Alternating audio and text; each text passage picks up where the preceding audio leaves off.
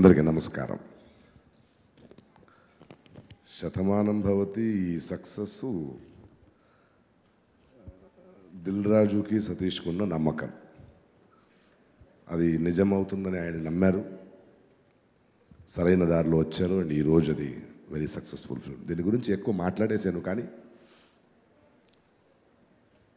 ఒక విలువున్న సినిమా ఎంత ప్రేక్షకాదరణ పొందిందంటే దానికి కారణాలు ఎత్తుక్కుంటే, ఎందుకంటే ఈ కథ నాకు ముందు చెప్పినప్పుడు వెంటనే ఆ థాట్ నన్ను గుచ్చింది. అంటే ఇది ఎంత పెద్ద ఇష్యూని, ఎంత పెద్ద సమస్యని వీళ్ళు తీసుకున్నారంటే అది మన అందరిలో ఉంది. ఎవరైనా ఒకరు దాన్ని టచ్ చేయాల్సిన అవసరం ఉండింది. ఆ టచ్ని కరెక్ట్గా దిల్ రాజును సతీష్ టచ్ చేశారు. అందువల్లనే ప్రతి ఒక్కరిలో ఉన్న గిల్టు, ప్రతి ఒక్కరిలో ఉన్న తెలియని ఒక ఆతంకం ఈ సినిమా చూడంగానే ఒక పెద్ద రిలీఫ్ అయినట్టుంది. ఒక సినిమా ఇలాంటి పనులు చేయాలి, ఒక ఎంటర్టైన్మెంట్తో పాటు ఎన్నో బాధ్యతలను చెప్పాలి. ఎక్కడో మన తల్లిదండ్రులని, పెద్దోళ్ళని మర్చిపోతున్నాం, అలాగే విలువల్ని మర్చిపోతున్నాం. ఇవాళ ప్రపంచంలో చూస్తే ప్రతి దాంట్లో కూడా మీరు కృషి క్షేత్రం చూసుకుంటే మళ్ళీ పాత పద్ధతులకి వెళ్ళాలని, భోజనం చూస్తే మన పాత భోజనానికి, అంటే అందులో ఉన్న వివేకం, అందులో ఉన్న జ్ఞానం, అందులో ఉన్న ఆనందం, అందులో ఉన్న ఆరోగ్యం తెలుస్తోంది. వాటిని తెలుసుకోవాల్సింది, దాన్ని జీవితంలో అమలుపరచాల్సిన సంధికాలం వచ్చింది. అందువల్లగే శతమానం భవతి అనే సినిమా ఇంత పెద్ద స్థాయికి ఎదిగిందని నేను నమ్ముతున్నాను. Thank you. మంచి సినిమా తీస్తే, ప్రేమతో తీస్తే, నిజాయితీతో తీస్తే, బాధ్యతతో తీస్తే తెలుగు ప్రేక్షకులు సినిమాని గెలిపిస్తారని ప్రూవ్ చేశారు. అండ్ ఇందులో నటించిన నటనటులకి, సాంకేతిక నిపుణులకి thank you so much.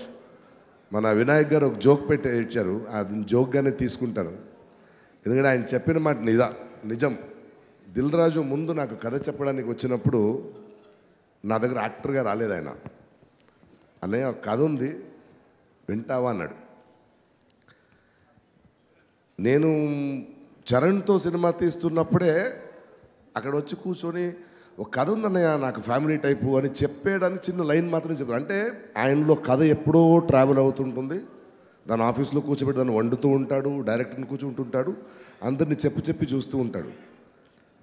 Dil Raju నాకు చాలా పెద్ద జర్నీ. దిల్ సినిమా నుంచే, అది కూడా దిల్ సినిమా నుంచే మనకి ఒక పెద్ద ప్రయాణం. దిల్ కానీ, బొమ్మరిల్లు కానీ, సీతమ్మ వాకిట్లు సిరిమల్లు చెట్టు కానీ, ఇలా ఒక పెద్ద లిస్టే ఉంది మన ఇద్దరు ట్రావెల్లో. సో తను వచ్చి నేను ఒక సినిమా తీస్తున్నాను, కథ వినగానే విన్నాను. విని ఆ ముస్లైన్ క్యారెక్టర్ ఎవరు చేస్తారు అన్న చిన్న నవ్వి వెళ్ళిపోయాడు. నేను కాదేమో అనుకున్నా, అంతే. కానీ అన్నయ్య అని నా దగ్గర వచ్చినప్పుడు ఆయనకి నా జడ్జిమెంట్ మీద ఉన్న ఒక నమ్మకం, ఒక ప్రేమ, ఎక్కడో నేను నిజాయితీగా, హానెస్ట్గా దాని గురించి మాట్లాడుతున్నాను ఆయనకు తెలుసు. So I thank him for that. But Vinayak గారు చెప్పినట్టు రాఘవేంద్రరావు గారు చేసింటే ఇంకా పెద్ద హిట్ అయ్యేదేమో. నాకు తెలిసిన నటన చేశాను, బట్ హిట్ అయింది, థ్యాంక్ యూ, తప్పించుకున్నాను. లేకపోతే వినాయక్ వాళ్ళు తిట్టేవాళ్ళేమో. It's just a joke. But నా లైఫ్లో ఒక అంతఃపురమో, ఒక ఖడ్గమో, ఒక బొమ్మరిల్లో, ఒక్కడో, ఒక సీతమ్మ వాకిట్లో సిరిమల్ల చెట్టు, ఇలా 100 ఎన్నో సినిమాల పాత్రలు. ప్రకాష్ రాజ్ కన్నా ప్రేక్షకులు మీరు నన్ను మీ గుండెలో తీసుకున్నారు. ఇవాళ అన్నయ్య లాంటి అన్నయ్య ఎస్వి రంగారావు గారితో పోలించి మాట్లాడుతుంటే నాకేం మాట్లాడాలో తెలియదు. అది పెద్ద ఆశీర్వాదంగా తీసుకుంటాను. అది ఆయన గొప్పతనం. అలాంటి ఒక గొప్ప వ్యక్తి Vinayak. He is a great friend of mine. And వీళ్ళందరూ ఇక్కడికి వచ్చేసారు.